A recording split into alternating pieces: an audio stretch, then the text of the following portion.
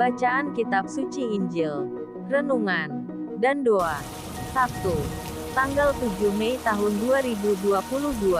Tuhan, kepada siapakah kami akan pergi? Perkataanmu adalah perkataan hidup yang kekal.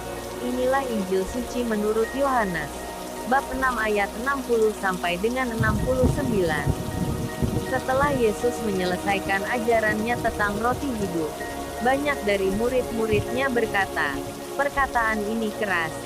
Siapakah yang sanggup mendengarkannya?"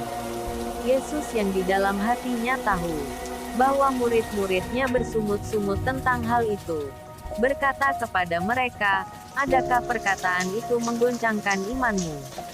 Dan bagaimanakah jikalau kamu melihat Anak Manusia naik ke tempat di mana ia sebelumnya berada? Rohlah yang memberi hidup. Daging sama sekali tidak berguna. Perkataan-perkataan yang kukatakan kepadamu adalah roh dan hidup. Tetapi di antaramu ada yang tidak percaya."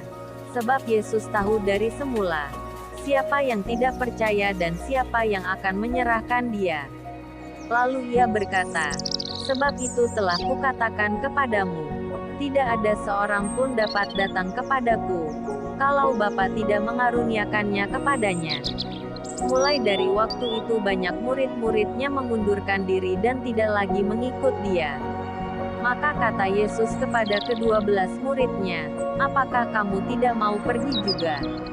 Jawab Simon Petrus kepadanya, "Tuhan, kepada siapakah kami akan pergi? Perkataanmu adalah perkataan hidup yang kekal. Dan kami telah percaya dan tahu bahwa Engkau adalah yang kudus dari Allah." Demikianlah sabda Tuhan. Renungan. Shalom. Tuhan Yesus dalam bacaan Injil hari ini menampilkan diri sebagai roti hidup. Sebuah pernyataan yang bagi banyak orang tidak mudah diterima. Memang Tuhan Yesus selalu mengambil bentuk sederhana dalam menampilkan dirinya. Walaupun sederhana, dibutuhkan iman yang mendalam untuk dapat menerima kehadiran Tuhan Yesus dalam rupa roti itu. Tuhan Yesus ingin menjadikan dirinya dapat diterima oleh semua orang secara sederhana. Roti menjadi makanan harian semua orang, dari yang miskin sampai yang kaya. Tentu saja, Tuhan Yesus tidak hanya menempatkan dirinya sebagai roti biasa, melainkan roti hidup. Dengan menerima Tuhan Yesus, seperti makan roti, maka setiap orang akan memperoleh kehidupan yang kekal. Para murid ditantang oleh Tuhan Yesus juga, ketika banyak orang meninggalkan dia karena pernyataannya akan roti hidup itu. Namun mereka menjawab bahwa hanya Tuhan Yesus tempat mereka mendapat hidup kekal. "Tuhan, kepada siapakah kami akan pergi? Perkataanmu adalah perkataan hidup yang kekal."